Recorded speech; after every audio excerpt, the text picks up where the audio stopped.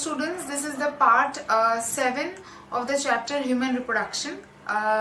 In my previous two videos, I have discussed about the mechanism of fertilization, that is how a sperm fertilizes the ovum, and we have thoroughly discussed each of the steps of this process. I hope you have understood this. And in this video, we will get into the details of what happens after the process of fertilization. Okay, so right after fertilization, a diploid zygote is formed. Okay, after the union of a haploid sperm and an haploid ovum, a diploid zygote is formed. And where does it take place? It takes place in the fallopian tube.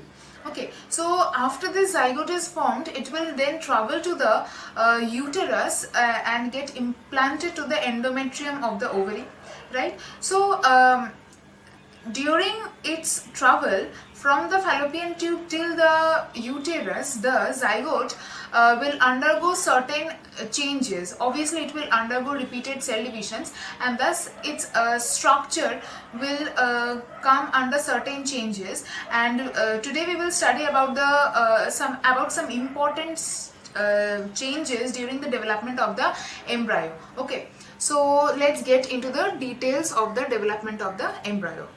Okay, so in our stages of development of the embryo, okay, our first stage is known as morula. What is it known as? Morula. Okay, so the zygote, when it is traveling from the fallopian tube, it undergoes repeated cell divisions, and when it reaches a cell mass structure comprising of 16 cells, and it is a hollow ball-like structure, that stage consisting of 16 cells, okay, 16 cells is known as morula. Okay, and morula is one of the earliest conditions or earliest stages of the embryonic development, and it is also known as pro-embryo. Okay, and this morula originates from the fallopian tube and enters the uterus in the same condition, and it is a hollow ball-like structure consisting of 16 cells. Okay, next stage is known as blastula. After morula, the zygote is again going under repeated cell divisions, and when it forms a structure which is a one-layered hollow sphere of cells, it is known as blastula. Okay, it somewhat looks like this.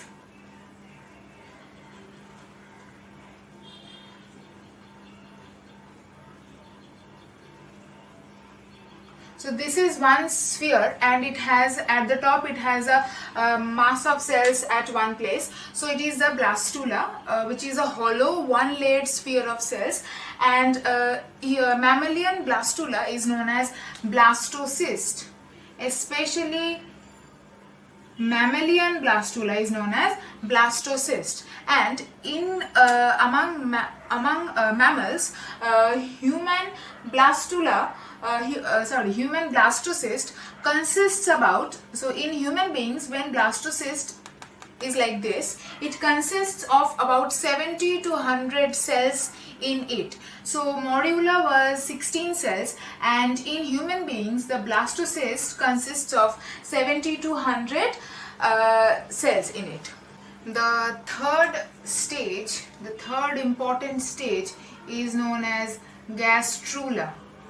The third important stage is known as gastrula. So in blastula, the cell structure was mostly unorganized. Okay, it was an unorganized mass of cells, but when it divides further and becomes gastrula, here all the cells, all the unorganized cells, become organized into 3 layers. Okay, into 3 layers, into a trilaminar structure, and these 3 layers are nothing but our germ layers known as endoderm, ectoderm and mesoderm. You all know endoderm, ectoderm and mesoderm.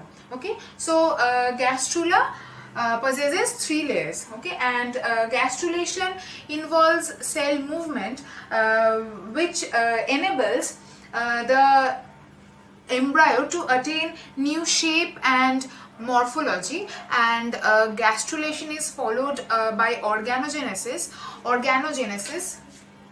After gastrulation, organogenesis takes place, means in each of these germ layers, that is ecto, endo and mesoderm, new organs will start to grow in each of these layers, okay, and each layer gives rise to specific tissues and organs, okay. So this is all about the 3 important stages during the development of the embryo, which is the morula 16-celled stage, blastula, which is a unorganized mass of cells, and lastly the gastrula, which is a organized structure consisting of 3 layers, endoderm, mesoderm and ectoderm. So you also have to learn about the differences between blastula and gastrula.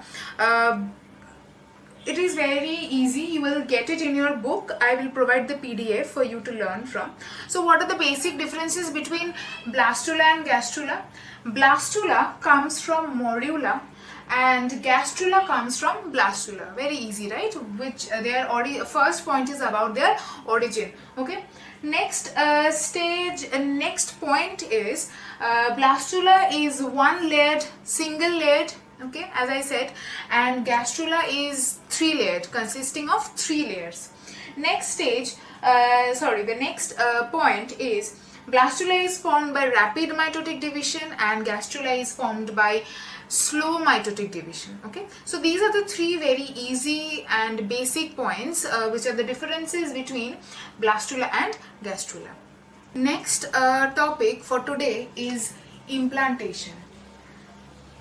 Okay, implantation of what? Implantation of the growing zygote, of the growing embryo on the endometrium wall of the uterus, okay. So the implantation can be defined as a process of the attachment of the blastocyst. What was blastocyst? Blastocyst is the human blastula or the mammalian blastula, okay. So the attachment of the blastocyst to the endometrium of the uterine wall is known as implantation. And when does implantation takes place? It takes place about 7 to 8 days after the fertilization has taken place, okay.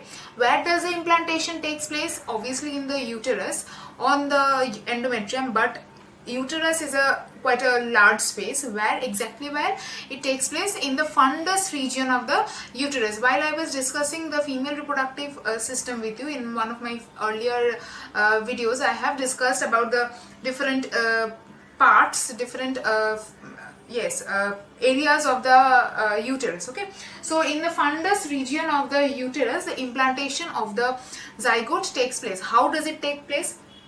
I was talking about the development of the embryo, right? It undergoes the stages of morula, blastula, gastrula, okay, and by the ciliary movement and the contractions of the fallopian tube, this morula slowly enters the uterus, okay. To enter the uterus, it takes about 2 to 3 days, and when it reaches the uterus, it remains freely moving in the uterus for 2 to 3 days more, okay. And after that, it gets attached to one of the predetermined areas on the endometrial wall of the uterus, and this whole thing is known as implantation. So if this is the uterus, okay, these are the fallopian tubes are extending here, and this is the uterus. The zygote comes here and gets implanted here on the endometrial wall.